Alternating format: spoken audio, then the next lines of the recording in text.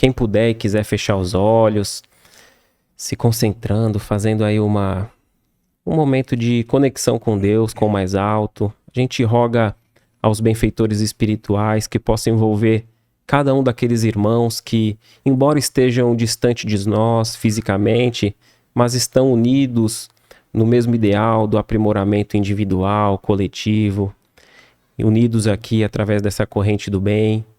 Onde estiver qualquer pessoa desanimada, com desalento, que possa ser tocado pelo exemplo de fraternidade, de amor, que possa fazer um empenho em se melhorar, sair dessa condição de tristeza e depressão.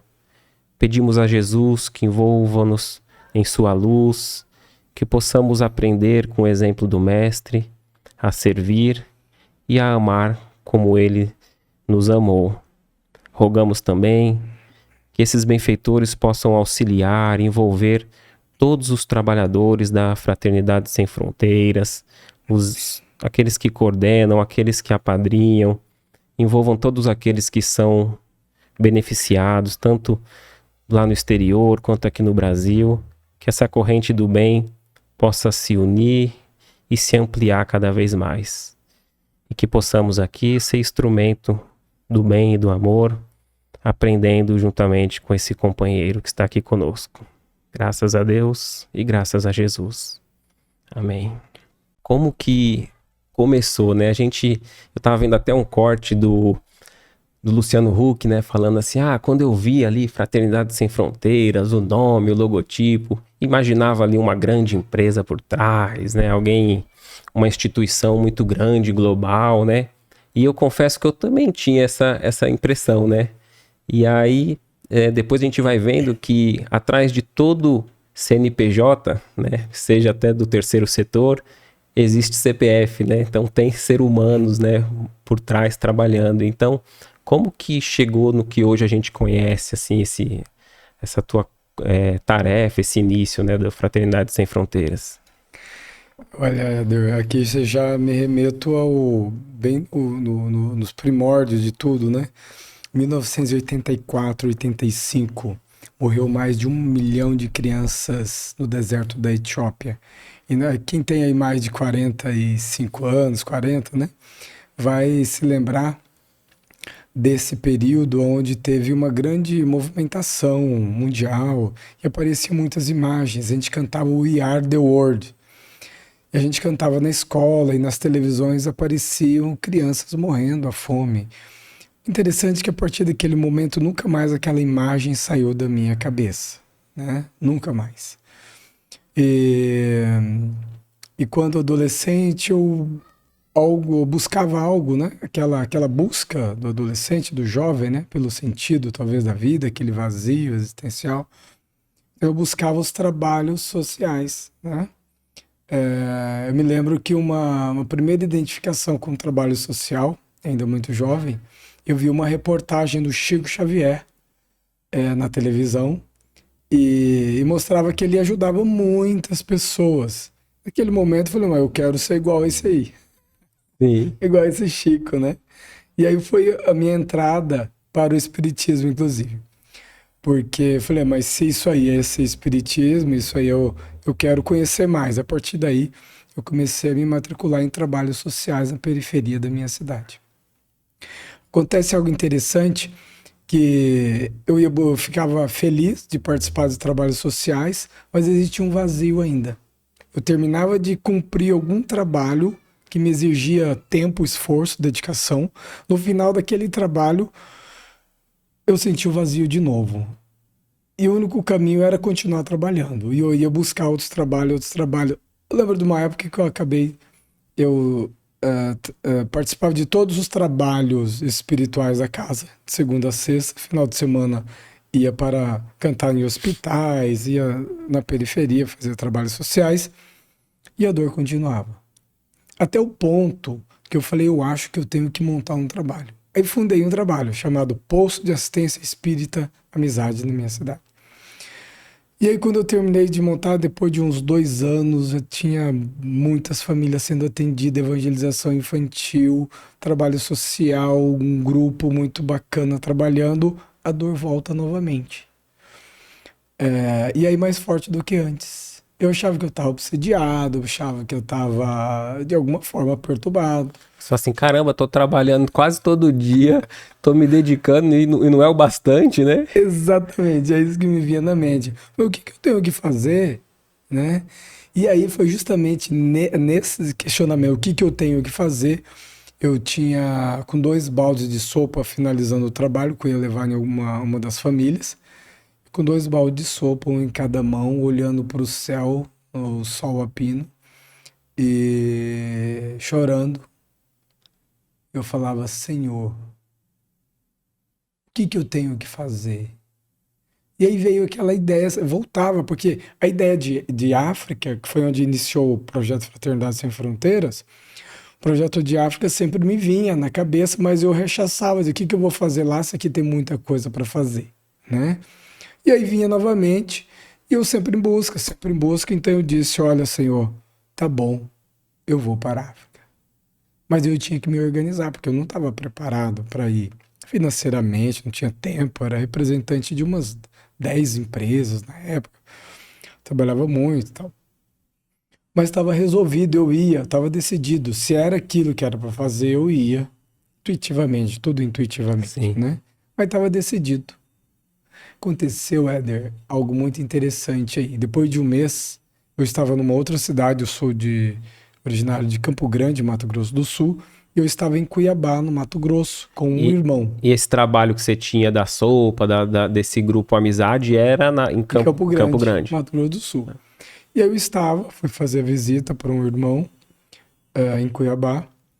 E aí, na varanda da casa dele, ele vira para mim e fala assim: Mano, vamos abrir uma empresa? Eu falei: Eu não tenho dinheiro. Eu, nem eu, mas você tem uma casa, não tem? Eu falei: Eu tenho, eu também tenho. Vamos vender as nossas casas e vamos abrir uma empresa? Éder, quando ele falou aquilo para mim, é algo muito interessante. Eu vi uma linha do tempo. Eu vi uma linha do tempo. Eu vi milhares de crianças sendo amparadas, né? Eu vi muita coisa acontecendo. Eu vi, inclusive, o próprio movimento espírita me apoiando nesse início, estando na base dessa organização humanitária. Eu vi muita coisa. Mas, fração de segundos. Eu falei, Surgiu já pronto o pensamento. pronto, pronto. Parece que tava. Eu falei, mano, vamos. E ele não sabia, eu não falei nada pra ele. Pra não assustar, né? Esse é doido, né? Você Isso guardou é pra doido. você. Guardei pra mim. E guardei aqui no coração. Eu falei, vai dar certo. Final da conversa, depois de 3 anos dessa decisão, meu primeiro prolabore, eu tiro para comprar uma passagem. Eu já era dono do meu próprio negócio, então eu tinha tempo. Eu me programei para isso, me organizei, comprei uma passagem, pesquisei onde era, primeiro, uma das regiões mais desafiadoras do mundo, o que falava a língua portuguesa, porque até então eu só falava português. Encontrei Moçambique. Coloquei a mochila nas costas e arrumei, fui embora para Moçambique Foi sozinho? visitar sozinho, conhecer as aldeias e a situação das crianças que, né, mais de 20 anos eu tinha visto na televisão, né, do We Are the World. A partir daí começa a história da Fraternidade Sem Fronteiras. Bom, eu chego. Essa era uma empresa muito pequena. O pouquinho de dinheiro que eu tive, eu comprei a passagem, né? Então era Sim. muito pequeno. Então, quando eu cheguei e vi a realidade, eu pensei, eu vou voltar então para Campo Grande, eu vou chamar meus amigos e vou propor que a gente abra uma organização. Só que eu já tinha alguns questionamentos nessa trajetória jovem, né? Eu questionava as fronteiras. Primeiro que eu trabalhava, como eu disse, fundei e trabalhei muito nas periferias de Campo Grande, e eu questionava por que que eu, com o trabalho espírita, ali do lado tem uma evangélica, ali mais uma católica, depois, enfim, tem vários trabalhos. Por que que a gente não pode trabalhar junto? Por que que tem essas fronteiras? Por que que eu tenho que ficar só no meu? O evangelho não é isso. Eu estou estudando o evangelho não fala nada disso. Quem criou essas fronteiras? Então eu tive sempre um incômodo. Por que das fronteiras religiosas? Eu tinha também por que das outros tipos de fronteira?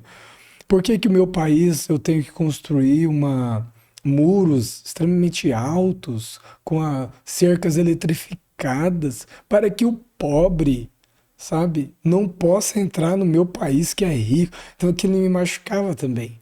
Por quê? Por que das fronteiras? Quem criou isso? Que coisa mais desumana é isso, né? Sim. E por que das fronteiras políticas, né? Por que que as pessoas não podem sentar? Por que que não pode escutar o esquerdo, o direito, de centro, do que for? São seres humanos que estão buscando a mesma coisa que é o bem coletivo, o bem da humanidade, o bem da sociedade. Por que que os políticos não podem sentar também e ter um diálogo, sabe, decente? Que bárbaro é isso. Então eu tinha muito Sim. isso. E aí nasce a ideia. Vindo, então, olha só, eu fui lá na aldeia, voltando da ideia da aldeia, né, daquelas aldeias africanas, eu volto com o pensamento. Eu vou chegar lá e nós vamos criar um movimento sem fronteiras. Aí vem a ideia do sem fronteiras. Sim. E no retorno, com aquilo muito em mente, eu também eu tive como uma sensação de olhar um portal onde estava escrito fraternidade. E nesse portal tinha milhares de crianças. E aí nasceu a ideia do Fraternidade Sem Fronteiras, né? Então eu retorno para minha cidade, chamo os amigos e proponho que nós pudéssemos organizar um movimento, né, humanitário. Olha só, não era muito, não era nada. Você Sim. falou aí, né, do Luciano Huck, né? Sim. Sim. Então achou que era um empresário né, do petróleo e tal. Sim. Não nada, absolutamente nada. E, e, Somente o co- e, ideal. e quando você já sonhava, você já sonhava grande, né? Até no sonho já começou grande, né? Porque você sair do seu país para um outro país que você nunca tinha ido e já pensar ali em cuidar de todas aquelas crianças. Em algum momento você achou assim, não, tá muito longe da minha realidade e titubeou, não.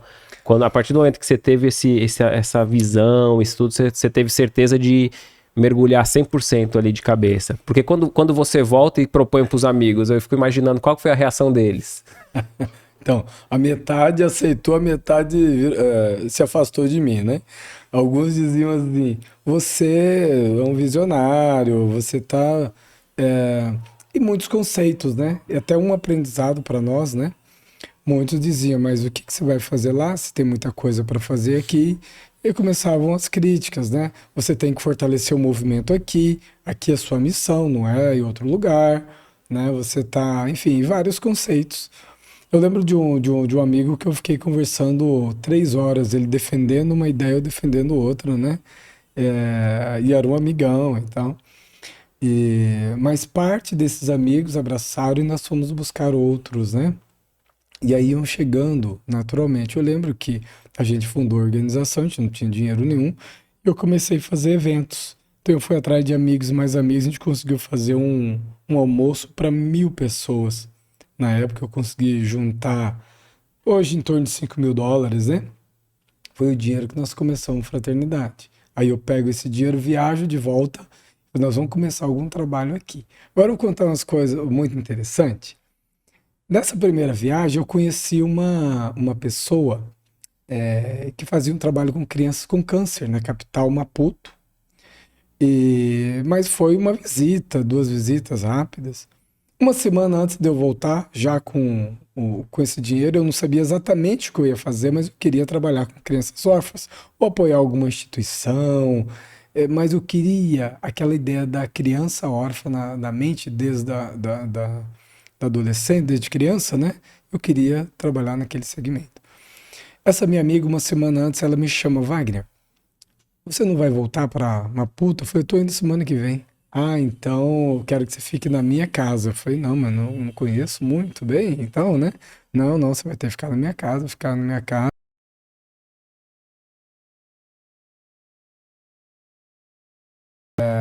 Quando eu cheguei em Maputo e eu fui para casa dela, no mesmo dia ela disse assim: Wagner, você me desculpa, hoje é um sábado e era para eu ter viajado semana passada com uma amiga e eu vou ter que viajar amanhã, mas vou deixar a chave do meu apartamento. E eu fiquei curioso, perguntei: onde você vai, né, com a sua amiga? ela tá me chamando, ela quer que eu vá com ela para uma aldeia da onde ela veio. Porque nessa aldeia tem muitas crianças órfãs. Eu falei, entendi, Senhor. Aí você falou, eu não vou ficar aqui em casa, não. Vou junto, né? Mas ela não sabia que eu estava indo lá justamente com foco em trabalho com Sim, crianças órfãs. sim, sim. A partir daí, então, eu faço essa viagem então para a aldeia com eles, com ela e essa amiga, encontro uma realidade onde crianças não trabalhavam em troco de um prato de comida, tinha que deixar a escola, não comiam todos os dias, enfim, uma situação muito difícil. E ali eu resolvo iniciar o primeiro núcleo. Eu aluguei uma casinha, eu já tinha experiência, olha só a experiência que eu tive no Brasil, né? No Uhum. movimento espírita, no trabalho social espírita. Então eu alugo uma casinha e inicio um pequeno trabalho buscando as crianças que tinham que trabalhar em troco de comida, e não podiam estudar, eram órfãs, né? Fiz um cadastro de 70 crianças, incluí essas crianças para matriculá-las na escola, dava o alimento que elas precisavam e estava iniciado o projeto Fraternidade Sem Fronteiras com 70 crianças numa casinha alugada numa aldeia. Foi assim que deu início. E o que te mais chocou, assim? Porque eu imagino que você tinha uma ideia e quando você tá lá no local, assim, era aquilo que você esperava ou infelizmente era mais triste ainda? As situações, as condições, por exemplo, se você pudesse nos dizer assim, a condição deles de estudo, de higiene. Ederson, hoje são 5 países na África, né? Então eu posso te falar de alguns casos assim que me chocou muito. Madagascar, por exemplo. Eu cheguei em Madagascar quando eu vi um vídeo dizendo que crianças estavam morrendo porque estavam comendo só o fruto do cactus e tomando água suja da rua, porque caía às vezes alguma chuva e ficava água ali, dividia com os animais, ela tomava, dava diarreia e morria. Eu não acreditei nisso. Falei, é possível que isso exista. Mas eu falei, mas eu vou lá. Aí teve um dia que eu consegui me organizar e fui para o sul da ilha de Madagascar. Quando eu chego no sul da ilha de Madagascar, foi assim. Primeiro eu cheguei numa aldeia que, né, eu branco, né, e tal, e chamando atenção, as pessoas vieram, ficaram à minha volta, e eu comecei a olhar para o rosto delas, de criança a idoso, eram desnutridos. É, eles estavam com as roupas extremamente sujas, sujas, sujas. Eles estavam sujos. Eles sorriam, os dentes eram sujos. Aos pés era algo inenarrável. Inenarrável. Que a única coisa que eu perguntei naquele momento para eles é quando que eles tomam um banho, né? Fiquei angustiado com aquilo. Quando que eles tomam um banho? Aí a resposta, tinha um tradutor, um brasileiro que mora em Madagascar, fazia trabalho voluntário lá, e disse, olha, eles estão dizendo que não tomam. Eu falei, não, você não está entendendo. É quando que eles tomam banho? Tem que tomar uma vez, né? Então eu perguntei umas 3 vezes, na última ele falou, não, Wagner, eu sei que não está entendendo. Não toma banho. Porque 20 litros de água equivale a uns 50 centavos de real, mas ele não tem esse dinheiro. E quando tem esse dinheiro, é para beber e para cozinhar. Não é para tomar banho. Eu saí tão angustiado daquele lugar, tão angustiado, que a única coisa que eu saí pensando é onde tem água. Aí tinha um único caminhão-pipa na cidade. Eu fui lá e perguntei quanto custava um caminhão-pipa. Comprei um caminhão-pipa de água, comprei água, sabão, escova dental, creme dental e voltei para a aldeia. E eu fiz um banhaço, sabe? Um banhaço. Onde as mães foram dar banho nas crianças e tal e tal. E uma coisa interessante aconteceu ali. Quando a mãe terminava de dar banho na criança, ela colocava ela peladinha, sentada numa esteira ao sol, para ela secar. E aproveitava da única água e sabão que tinha para lavar as roupinhas. E era a única roupa da criança, né? Que ia estender, né? Só para você ter uma ideia, nesse projeto que a gente começou no sul de Madagascar, a gente tinha um setor, então, primeiro dava nutrição, porque mais de 30% tinha desnutrição grave. Primeira caravana, que a gente leva caravanas mensais aos projetos, primeira caravana de médicos, os médicos choravam, a gente tinha que consolar os médicos, né? Os pés das crianças 100% tinha bicho de pé, mas não era um bicho de pé. A gente chegava a tirar 50 bichos de pé de um pezinho, você acredita nisso? Então, assim, é uma coisa inenarrável, sabe? Uma coisa que o mundo não conhece. E é importante comentar, né? Porque justamente isso, às vezes não sai na mídia, não fala, e às vezes, se a gente tem muito pudor de falar, fica escondido, né? É importante trazer à tona, né? Porque a gente consiga imaginar o que está acontecendo hoje, né? Ainda acontece, né? Eu tinha muito, no início, muito estudo do evangelho, né? Que você dê com uma mão que a outra não saiba, né? Uhum. E eu ficava muito com pudor, porque eu vou estar mostrando o que eu estou fazendo. Com o passar do tempo, a gente foi verificando que o que importa é o teu sentido, né? O que Uhum. está no teu coração. E o que estava no meu coração e o que eu faço hoje, a gente mostra, sim, o que está acontecendo. Porque a gente quer sensibilizar e trazer mais pessoas para essa causa, né? E mostrar para o mundo, olha, seus irmãos estão passando por uma situação muito difícil. E a gente, enquanto os seres humanos, não podemos deixar isso acontecer. Em pleno século XXI, você vê crianças morrerem de desnutrição severa, sabe? São muitas crianças que morriam no sul da ilha de Madagascar. Então é necessário mostrar sim. Agora, o que manda é o teu coração, Sim, né? Por que que você está fazendo isso? É por vaidade, é por orgulho? O problema é seu, né? isso, Ou você exato. ou você está fazendo porque realmente você quer propagar o amor, você quer chamar atenção para uma obra humanitária, né? E eu trabalhei desde eu faço isso porque eu quero essa segunda opção e não a primeira. Você falou muito sobre essa questão da criança órfã, né? Como que é isso, assim? Tem criança que cuida de outras crianças, não tem os pais próximos? Olha, eu posso te falar sobre a orfandade do último projeto nosso, que é o projeto Órfãos do Congo. Órfãos do Congo é um dos projetos mais desafiadores que eu já vi até hoje. Mais desafiadores. Porque eu vou te contar, por exemplo, você está em Santos, eu gosto de dar um exemplo muito claro. Você está em Santos aqui, imagina que daqui 30 quilômetros, não sei qual cidade que tem a 30 quilômetros daqui, tem a barreira do exército da ONU. A partir dali, ninguém mais pode entrar, porque não existe lei e são dominados por grupos rebeldes. Então imagine que daqui, sei lá, mais uns 70 quilômetros tem uma localidade chamada Macice, é uma dessas localidades, onde aqueles rebeldes, ao matarem seus pais, porque o rebelde, ele não pede licença, saia, não. Ele mata. Ele chega, ele mata porque ele quer ser visto como alguém poderoso, alguém temido, né? Então, é uma estratégia dos rebeldes fazerem isso no Congo.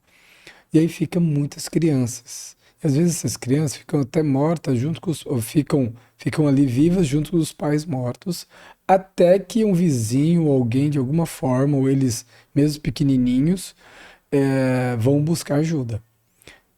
De alguma forma, então, por Deus, né, a gente tem várias histórias de crianças que ficaram 24 horas, 48 horas ali, pequenininhas, né? Crianças de 2 aninhos, né? E eles poupam a criança porque E nem algumas vê. vezes sim, porque a criança não tem um risco, né, para ele. E outras vezes não, eles matam também as crianças. Mas muitos desses casos, então, na maioria, essas crianças vão para uma outra região e ali fica uma situação assim, é um refugiado dentro de uma região inóspita, onde não tem acesso a nada, nenhum tipo de serviço, e eles sobrevivem. Alguns até mesmo nas ruas, os maiorzinhos, ficam sobrevivendo. O que me chamou a atenção de um pastor que conhecia essa realidade, e a gente tem essa sinergia com pastores, com padres, né, com religiosos locais, ele dizendo assim, Wagner, lá eles vivem como animais. Crianças vivendo como. Aquilo me chocou muito, né? Foi onde nós dissemos como fazer então para que a gente resgate essas crianças. Então a gente faz uma parceria com essas igrejas heróis, que são os heróis, esses são os heróis, né? Verdadeiros. Que estão lá no meio dos rebeldes pregando, sabe? E eles têm autorização Tem dos rebeldes. autorização e tem respeito, né? Porque eles vão lá, falam em nome de Deus e trabalham, né? Então, são pessoas assim, muito respeitadas, né? A gente valoriza demais essas pessoas. Com a igrejinha pequenininha, né? De pau a pique, estão lá. Mas elas se preocupam, então, com as crianças. A gente conseguiu estabelecer esses vínculos, esses laços, essa parceria.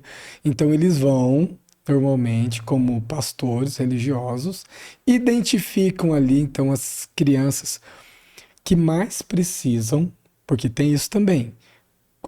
O relato, que já tem colaboradores nossos que já foi até lá, disfarçado de religiosos, e o que eles mais dizem é assim: quando eu estou lá e descobre que nós somos uma organização que pode ajudar o órfão, mais de 400 crianças vêm.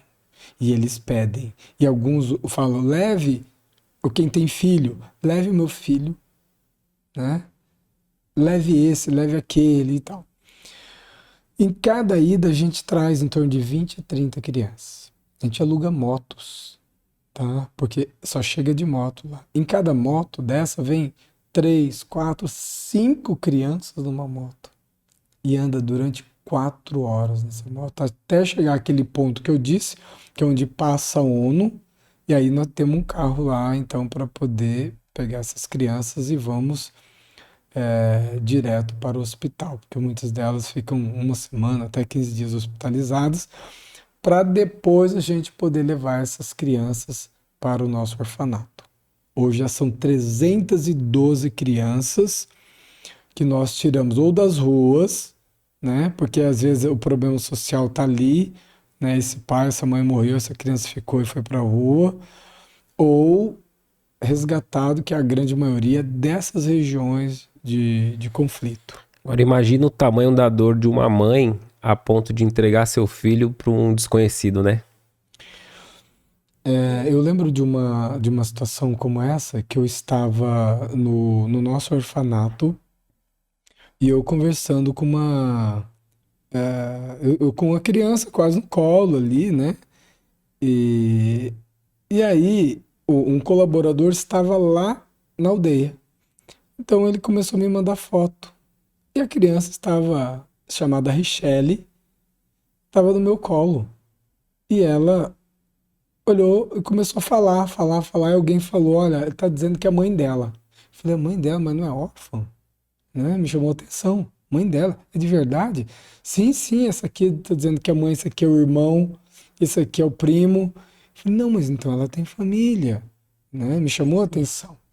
E aí eu acionei imediatamente, olha, Mike, né, Mike Mutege, que é o coordenador do projeto no Congo. Falei: Mike, o que está acontecendo? Tem uma criança aqui chamada Richelle, está dizendo que a família dela está aí. Eu falei: Não é verdade, Wagner. É porque, veja, ela está com uma doença muito grave. Se ela for ficar aqui, ela ia morrer, né? É por isso que a gente teve que levar ela aí. A única possibilidade dela sobreviver seria a gente dar o apoio para ela. Então, é uma criança que não é órfã, mas ela tem mãe aqui. E eu conversei com a Richelle depois. Richelle, você quer voltar depois que você se curar? Ela: Não, não quero voltar. Não quero voltar. Falou 3 vezes que não queria voltar. E ela é uma criancinha de uns 5 aninhos, né? E eu achei muito estranho aquilo, porque como não quer voltar para seus irmãos, para sua mãe, né? E ela me disse: Lá a gente sofre muito, a gente passa fome, a gente sofre muito, não quero voltar. Foi tão forte aquilo para mim, sabe? Eu não quero voltar para lá porque o sofrimento realmente é muito grande. Então, um dos exemplos, né, que a Sim. gente encontra. Nós estamos falando de uma região também, de uma situação. Eu tô com o coração partido novamente porque a gente começou, então, tanto as crianças que já estão nas ruas de Bukavu e Goma, que são cidades grandes, são crianças pequenininhas, sai sem vícios, tá? Que estão vivendo, sobrevivendo nas ruas ali. Eu identifiquei isso vendo criança muito pequena, falei: Não pode, gente, vamos ter que fazer alguma coisa. E começamos a acolher as pequenas e as maiores, e acolhemos umas 40 crianças de rua, né? Aconteceu que tinha os maiorzinhos, o coração apertava: Vamos dar pelo menos comida para esses outros. E começamos a dar. Só que aí eu tive que fazer uma escolha, porque o número é muito grande de criança de rua, né, morando na rua, criança de 13, 14, 15, 16 anos. E aí eu tenho que acolher as outras que vêm da região de conflito, são as pequenininhas. Aí não tem dinheiro. Eu vou ter que optar, eu opto pelo menor, né? Aí nós fomos conversar com os meninos de rua, o coordenador Mike, o Wagner, eu vou lá conversar com eles. E a relação é assim mesmo, de honestidade. Sim. Então chegou para eles e disseram o seguinte: olha, a gente não vai poder dar continuidade mais aqui porque a gente precisa dar assistência para as crianças lá e tal. E aí um coordenador dos meninos de rua, olha só, disse assim: olha, a gente queria fazer um pedido para a Fraternidade Sem Fronteiras. É, eu sei que vocês não vão ter dinheiro para ajudar todo mundo que está na rua, mas tem muitas crianças aqui que querem estudar. Comida a gente se vira. Compra, matricula a gente na escola, dá o material e o uniforme para aqueles que querem estudar e acolhe mais alguns desses menores no abrigo de vocês e a gente vai ficar feliz. Então, assim, quando chegou aquilo para mim, eu falei, meu Deus, como assim? Sabe? A dignidade dos meninos que moram em situação de rua. De chegar e pedir, a gente quer estudar, ajuda a gente a estudar. E a comida a gente vai se virar nas ruas, mas matricula a gente na escola. Como que teria um pedido desse? Né? Então, por isso que a gente está aqui, Éder, sabe? Divulgando, falando, sabe? É, e o projeto é do tamanho, faz 1 ano e meio esse projeto, Órfãos do Congo. Hoje tem, como eu te disse, 312 crianças E a parte da acolhidas. escola também conseguiu desenvolver? Então, acabamos de matricular elas agora na escola, essas meninas de rua, né? Escola de profissionalização também, E são né? escolas de vocês ou da Não, não, região? são escolas particulares ali pagas, né? Que tem um valorzinho, né? Você faz Uhum. US$ 5, às vezes, a matrícula, né? Mais o material. E aí a gente está construindo uma escola para as crianças menores, né? Começando da pré-escola. Então a gente está construindo uma vila porque a gente viu que vai ser muito, o nosso trabalho não vai parar ali. Estamos construindo uma vila, onde tem playground, onde tem a escola que a gente está fazendo, onde quer um postinho pequeno de saúde, da onde se dá apoio básico, né? Lá tem as beliches, cada beliche são 2 a 3 crianças, tá? É diferente, não é uma belichinha para um. Então a gente está no ritmo assim acelerado para acolher essas crianças, né? E no futuro a gente vai fazer o ideal, mas hoje é o real, é o que a gente pode dar, é o acolhimento, tirar ela dessas regiões é, de morte, né? Praticamente, para Sim. poder dar algum futuro. É, a questão assim da escassez de alimento em algumas regiões é por falta de recurso ou mesmo tendo dinheiro, às vezes não tem. Eu ouvi dizer já que às vezes tem lugar que come barro. É isso mesmo? Então, quando você vai, tudo depende da região. Nós temos uma experiência no sul da ilha de Madagascar que, que assim, tem casos deles cozinharem sola de sapato. Ah, tamanha fome. É uma coisa assim espantosa, espantosa. Não tem. Se não for o cactus, o fruto do cactus, que é onde tem que tem a água, né? Sim. No fruto, e a própria polpa. Às vezes é a única coisa que a criança come, né? E também não é sempre que tem. Então, nesses casos, aí a criança toma água suja, porque às vezes dá uma chuvinha, cria uma pocinha, ela toma água, dá diarreia, está desnutrida, ela morre, né? Isso existe hoje em pleno século XXI. Realmente a fome é gigantesca. No Congo, que é essa situação que eu falei dos órfãos, já não. A terra é maravilhosa, né? Tem muita água, chuva, né? A questão é a ganância, é a maldade que vai gerando essa pobreza, né? Mas se fosse um país pacífico, né, não tivesse essa onda de. É um país riquíssimo, riquíssimo. Talvez um dos países mais ricos da África, talvez até mesmo do mundo. Todo smartphone tem um pedacinho do Congo nele, né? Então ele é muito rico em recursos minerais, mas ficam para poucos, né? Entendi. Eu ouvi você dizendo uma vez sobre os idosos que ficam muitas vezes morando embaixo de árvores, né? E ele tem contato com os jovens da fraternidade. Como que é essa história? Assim, esse Moçambique foi um dos primeiros, né? O primeiro projeto da Fraternidade Sem Fronteiras. A gente, em alguns deles, a gente encontrava realmente idosos abandonados, né? Até porque todos da aldeia em situação muito difícil. E a gente foi fazendo, sim, uma união entre os jovens que estavam participando do projeto. Eles iam fazer uma ação, construir casinhas de pau a pique para esse idoso, né? Foi um trabalho muito interessante no início, né?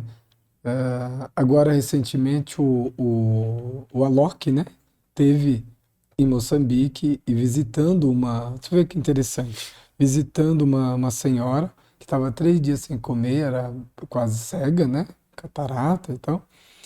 E ali ele teve uma experiência, o contato com aquela senhora.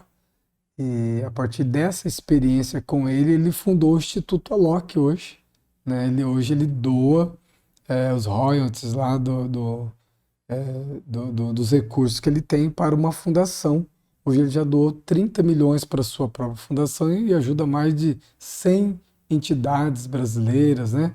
Se tornando aí um exemplo, né? de jovem empreendedor do campo social. Tudo iniciou dentro de uma dessas aldeias da Fraternidade Sem Fronteiras. E aí uma coisa, quando a gente vai estudando, eu fico empolgado também, porque a gente estuda o espiritismo, eu sou espírita, né? A organização ela não é espírita, ela é sem Certo. fronteiras. Mas eu sou e estudo, né? Eu acho muito interessante, porque a gente vai associando algumas coisas. Por exemplo, quando você se mobiliza e vai nas situações mais desafiadoras, né, do mundo, onde você acha que vai levar, você encontra a tua ajuda, o teu resgate. Você encontra a luz.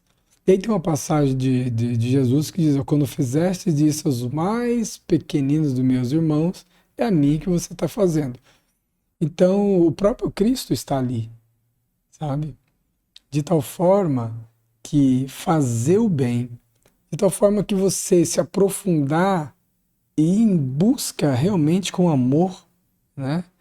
Das situações mais difíceis sociais, você vai encontrar o sagrado.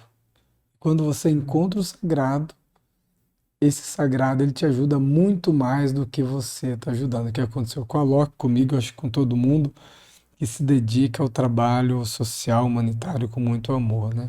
E a gente tem visto muito relato de famosos, né? Pessoas que conquistou aquele destaque que a maioria o mundo aí capitalista, né, diz, né, que é um carro, uma casa, uma fama, um sucesso.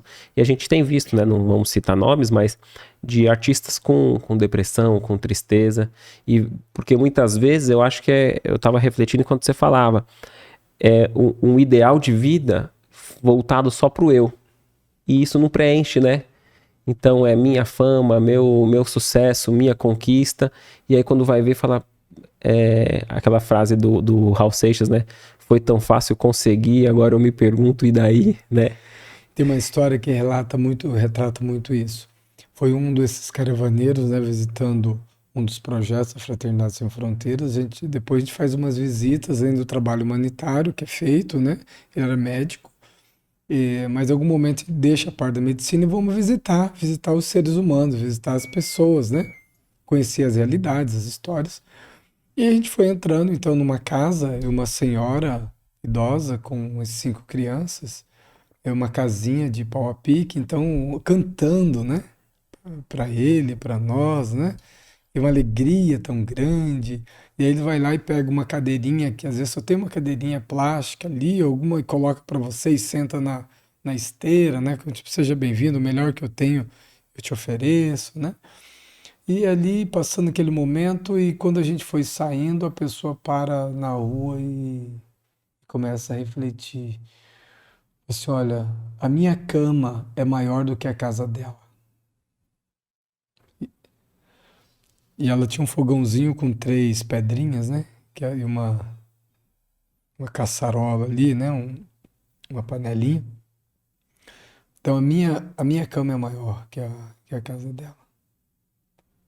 O meu. Eu tenho tudo aquilo que eu já queria para minha vida. Eu sonhei ter uma família, eu tenho a família que eu sonhei. Eu moro na cidade das mais cidades melhores do mundo. Ele mora fora do Brasil, né? Tenho segurança financeira. E foi enumerando, né? Tudo aquilo que ele conquistou. Ele emocionado, ele disse, mas eu não tenho a felicidade deles. Então foi muito profundo aquilo para eles, para nós, né? Para ele fez muito significado. E é muito isso, sabe? Muitas vezes nós estamos focados, centrados em nós, no nosso, no nosso, no nosso. E tem uma filosofia chamada filosofia Ubuntu, que a gente está sempre em contato, né? Eu lembro de uma historinha que faz tempo um jovem nosso tava com um Babalu, um chicletezinho, né? Babalu. E ele ia chupar aquele Babalu ali e tava no um monte de crianças ali. Aí chegou uma criança, né, na frente dele, ele só tinha um Babalu. Claro, ele deu para a criança, né? O jovem fraterno. Só que no que ele deu para a criança, várias outras foram chegando. E aí ele viu aquela criança distribuir um Babalu em uns 10 pedacinhos, né? Então, e a caravana vendo tudo aquilo, falou, mas como assim, né? Tem outra situação também que nós estávamos ajudando uma criança com HIV, uma menina, uma mocinha, muito magrinha, e foi o dia inteiro ali apoiando aquela criança. No final da tarde, a gente falou, não, vamos levar essa criança na casa dela, porque eu fiquei sabendo que ela mora uns 3 quilômetros daqui e tal. Todos entraram na van, e a criança entrou e tinha uma caravaneira que deu ali uns 5, 6 pirulitos para ela. Que deu 5, 6 pirulitos para ela. Ela abriu a portinha, né, a janelinha da van, e começou a falar na língua local, xangana, e começou a aparecer crianças. E ela distribuiu, se pegou um pirulito para ela, distribuiu os outros 5, jogando um por um. Então são questões assim que vão nos ensinando, sabe? Tem uma outra história muito bonitinha que eu gosto de contar também, que uma dessas nossas voluntárias indo, sabendo que as crianças no chão, escreviam no chão porque não tinha caderno, lápis, então aprendiam, né, se alfabetizava ali no chão. Sabendo disso, ela comprou material para toda a escola, né? E aí foi entregando sala por sala, tinha uns 4, 5 salas, uma, duas. Chegou na última sala, ela viu que tinha faltado lápis. E é normal deles, quando tem lápis, corta em 3 e cada um fica com um pedacinho, né? E ela falou: Nossa, vai faltar lápis. Eu vou ter que cortar em 3 aqui para dar para essa última sala. Mas teve uma criança que estava à frente, que viu que ela estava cortando os lápis e disse: Professora, eu posso ter um lápis inteiro? E ela se sentiu tocada com aquele pedido, mas como que eu vou falar não para uma criança que está pedindo um lápis, né? Ela pergunta então ao professor: Professor, o que eu faço agora? Ele pediu um lápis e para o outro eu estou dando um terço de lápis, o que eu faço? E a professora diz: Faz o que o teu coração mandar. Ela, meu coração mande que eu dê um lápis para ele. E ela deu um lápis para ele. O que deu o lápis para ele, imagina os outros só com um terço de lápis, ele levanta e mostra para a sala que ele tinha conseguido um lápis. O que aconteceu? A sala toda aplaudiu. Se levantou e aplaudiu, sabe? É essa filosofia Ubuntu, né? Eu sou feliz porque eu tô vendo. Eu posso ser feliz com a sua felicidade, né? Eu sou Perfeito. porque nós somos. Então a gente encontra muito isso, esses exemplos nas crianças, né? Ainda africanas, onde não chegou, né? Todo o império materialista, né? Onde está ali a filosofia lá naquelas aldeias, e isso gera transformação para nós, gera ressignificação das nossas vidas. É por isso que a gente está sempre aprendendo, trabalhando, fazendo essa troca. Nós somos Sim. nós bons ou que temos dinheiro que estamos indo lá ajudar os pobres, não é isso não, né? Muito pelo contrário. São eles que nos ajudam. É claro que a gente se mobiliza também, mas é um conjunto. A gente ajuda e é ajudado. Tem uma história que fala de Ubuntu, até foi um pastor que trouxe isso, né? Sim, Mas eu já vivenciava isso lá. Mas sim, ficou viralizado com a história que ele trouxe, sim. que é dos estudiosos foi fazer um estudo dos usos e costumes, né, de uma tribo, né?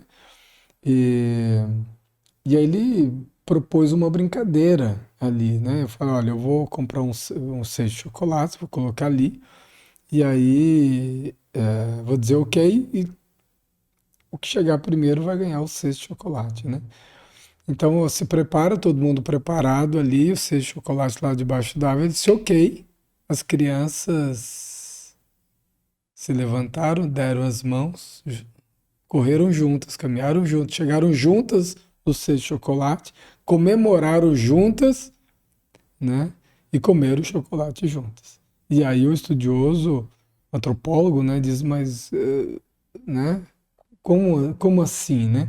E uma das crianças falou, Ubuntu, tio, como que uma de nós pode ser feliz sendo que as outras estão tristes? Perfeito. Parece que é algo tão simples, né, Der? A gente evoluiu tanto em tantas coisas, né, em tecnologia, em ciência, mas essa parte é tão óbvia e a gente está tão longe do óbvio. A gente foi. Não é ensinado, né? Porque a gente não vai terceirizar a nossa responsabilidade, mas no nosso mundo aqui, do jeito que a gente vive, parece que tudo é para competição, né?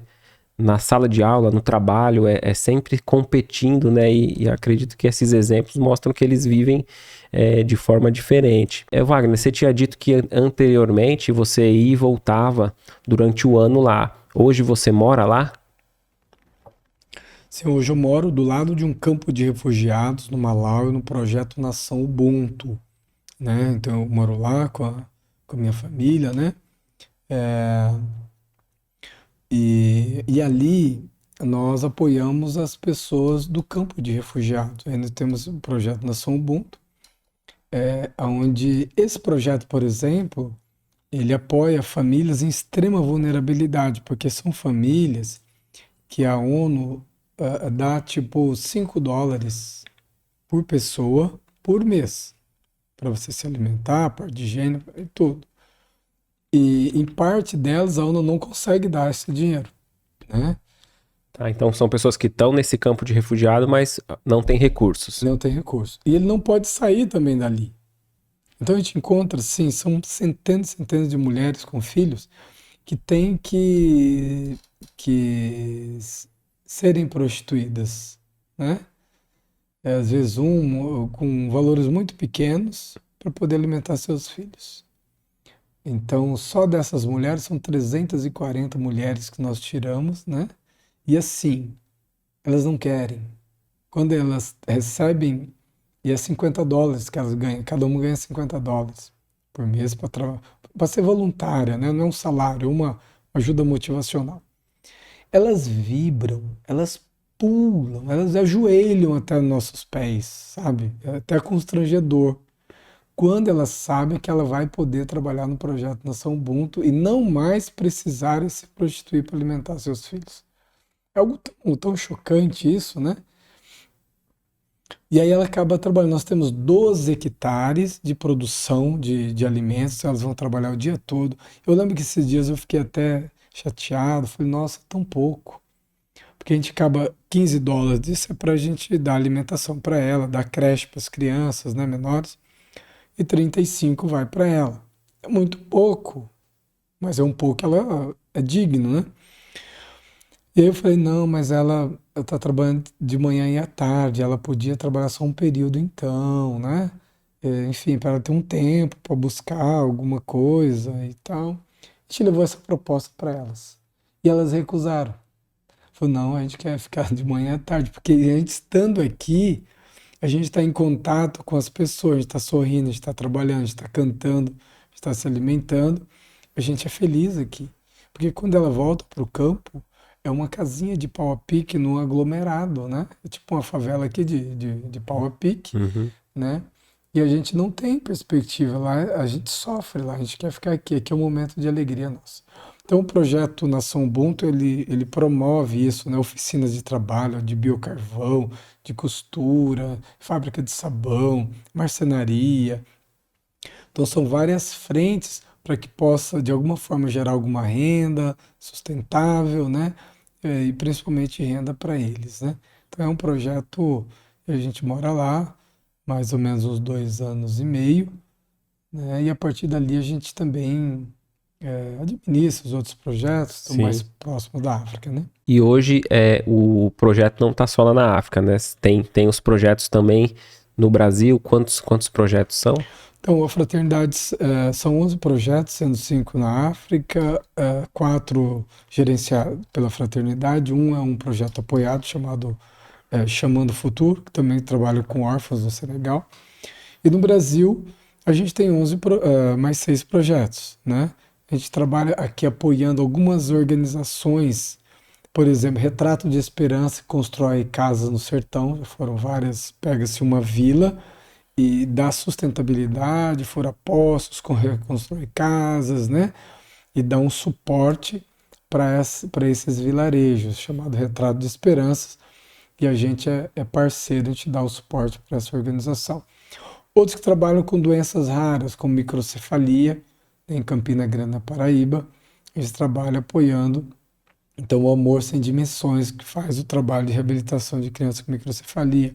São crianças com doenças de pele raríssima, né? A e B, que só de tomar banho machuca a pele, precisa de recurso de curativo que são muito caros. Então, orquestra sinfônica lá na minha cidade, né? Com crianças da periferia.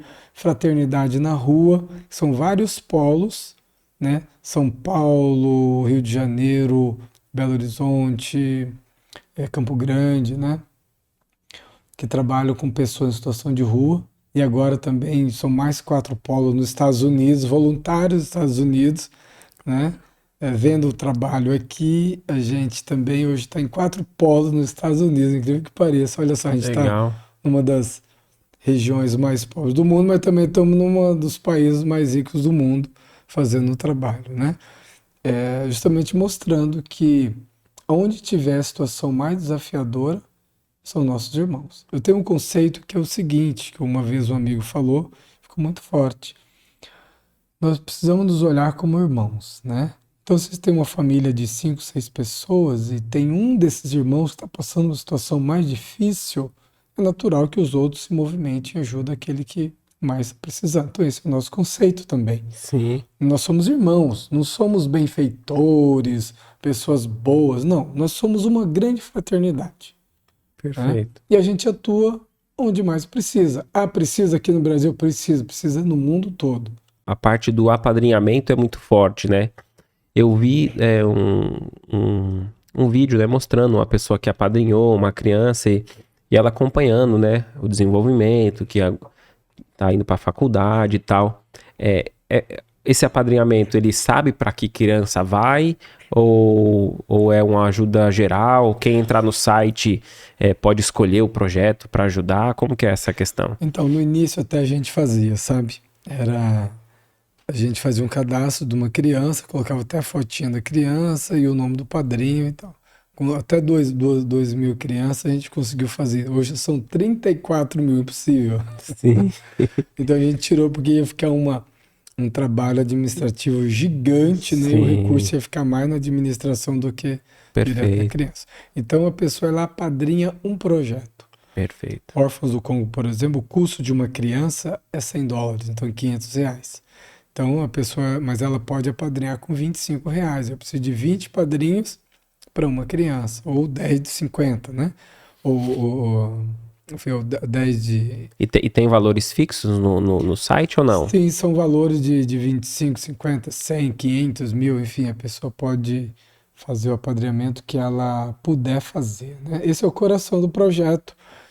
E o apadrinhamento ele é sustentável. Tem as primeiras crianças de Moçambique que eu te falei, há 13, quase 14 anos atrás, dessas crianças já tem algumas já são formadas. A gente acompanhou até as portas da universidade, depois a gente chamou padrinhos para apadrinhar a universidade, né? E com isso a gente tem vários universitários e outros que já estão formados, né, nesse trabalho de acompanhamento a longo prazo, né? Legal. E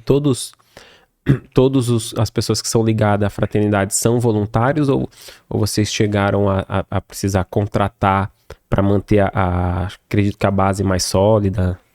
Sim, a grande corrente é o voluntariado. Eu sou voluntário até hoje, né? Tenho a minha pequena empresa ainda continua, né? Toda a diretoria da organização é voluntária, né? Nós não podemos tirar nada, ao contrário, a gente coloca, né? Porque é um objetivo, é um sentido para a nossa vida.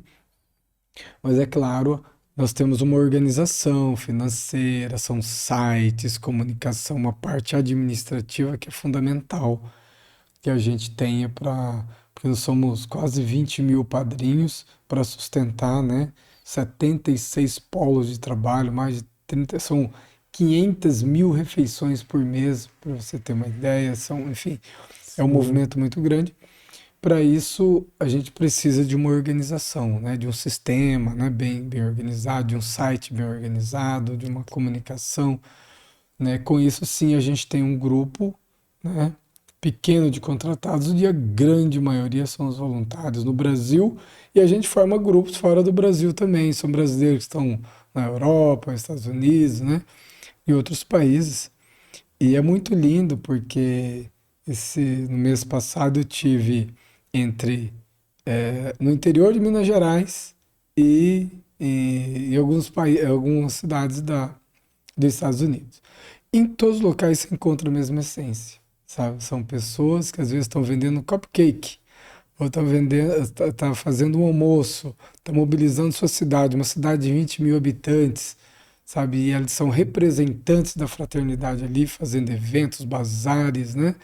Isso é muito lindo. É uma corrente.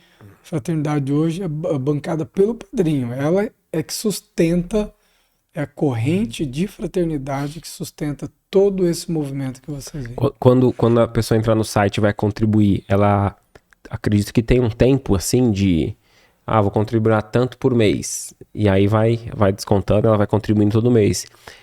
Para vocês terem um recurso mais certo, assim, para saber. Porque eu Sim, imagino assim, então você acolhe uma criança, a pessoa ajudou aquele mês, mas aí depois deixou de ajudar, né? Senão fica muito volátil, né? Não sei. é. O padrinho ele pode fazer uma doação esporádica. Essa doação que ele faz esporádica é para infraestrutura. Por exemplo, eu estou construindo a casa dos órfãos, então eu preciso de dinheiro à parte. Sim, Agora, eu preciso manter a manutenção é o padrinho. É perfeito. através do padrinho que eu sei se eu posso acolher mais crianças dentro do projeto. E Entendi. esse padrinho ele vai lá, ele faz uma doação com cartão de crédito e coloca recorrente, né? Ele só vai parar de debitar na conta o dia que ele for lá e cancelar o apadrinhamento, senão ele vai ser recorrente todo mês e é o que mantém. Nós temos padrinho de 13 anos, né? E é por isso que o Sim. projeto consegue dar esse retorno humanitário, social, né? Porque a gente pega a criança nesse estado de extrema vulnerabilidade e muitas vezes a gente coloca depois dela formada, né? Ô Wagner, você tem divulgado, né, esse mês por aqui, né? Teve algumas atividades. Eu vi que você teve poucos dias lá na Mansão do Caminho, né? Com o Divaldo Franco. Gostaria que você falasse um pouco como foi essa experiência, como que foi essa atividade, estar lá com ele. Então, o Divaldo Pereira Franco sempre foi um apoiador da Fraternidade Sem Fronteiras, né? Eu até de uma das conversas com ele, né? Eu tinha aquelas buscas iniciais, né? Que eu comentei lá, aquelas dores, aquelas percepções. E depois de 9 anos, então uns 4 anos atrás, num comunicado com ele, né, troca de mensagens, ele diz assim: Joana de Ângeles está aqui me dizendo que você firmou um contrato no mundo espiritual, comprometendo-se a executar o projeto que você tem feito até agora. E ela me diz que vocês estão fazendo conforme o contratado, graças a Deus, né? Então, com essa afirmativa também dele, e era o que eu já tinha isso no coração, porque eu me via ajoelhado de frente a uma senhora, e eu sabia que era no mundo espiritual, e ele não sabia disso. Mas ele me deu essa confirmação. E lembra que eu te falei logo no início que eu vi uma linha do tempo, Sim. né? E que via que o movimento espírita estava. A organização não é espírita, mas ela estava na base, né? Então, a grande parte dos padrinhos, a grande maioria, são espíritas e que mobilizam, está no movimento espírita, né? E o Divaldo vem só confirmar isso, né? Com essa fala dele. E agora, como a gente ia fazer um encontro, o primeiro encontro no Nordeste, né? Em comunicado com várias instituições, a gente estava até marcado para ir num outro local, né?